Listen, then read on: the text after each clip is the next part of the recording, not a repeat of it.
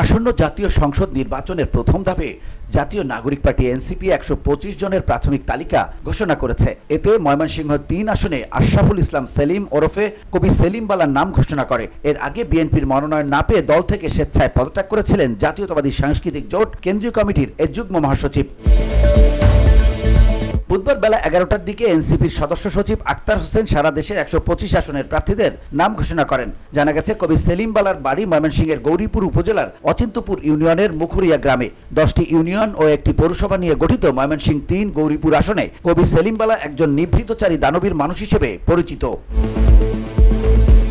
নারীদের কর্মসংস্থানের জন্য সেলাই মেশিন উপহার, অসহায় প্রতিবন্ধী ও পঙ্গু মানুষের মাঝে হুইলচেয়ার বিতরণ, দরিদ্র শিক্ষার্থীদের এককালীন শিক্ষাবৃত্তি, বাক প্রতিবন্ধী বাড়িতে নলকূপ স্থাপন, পঙ্গু ব্যক্তির কর্মসংস্থানের জন্য দোকান নির্মাণ, করোনাকালে নগদ অনুদান ও খাদ্য সহায়তা, দরিদ্রের ঈদ উপহার, মসজিদ মাদ্রাসায় আর্থিক অনুদান প্রদান সহ বিভিন্ন ধরনের জনকল্যাণমূলক কাজ করে প্রশংসা কুড়িয়েছেন তিনি। ২০১৮ সালের একাদশ জাতীয় সংসদ নির্বাচনে বিএনপির মনোনয়ন চেয়ে বঞ্চিত হন কবি সেলিম বালা। এরপর ত্রয়োদশ জাতীয় সংসদ নির্বাচনকে সামনে রেখে এলাকায় গণসংযোগ ও প্রচারণা চালিয়ে যাচ্ছিলেন তিনি। গত ৩ নভেম্বর ময়মনসিংহ ৩ গৌরীপুর আসনে বিএনপির প্রার্থী হিসেবে দলটির নির্বাহী কমিটির সদস্য ইঞ্জিনিয়ার এম ইকবাল হোসেনের নাম ঘোষণা করে দলটি।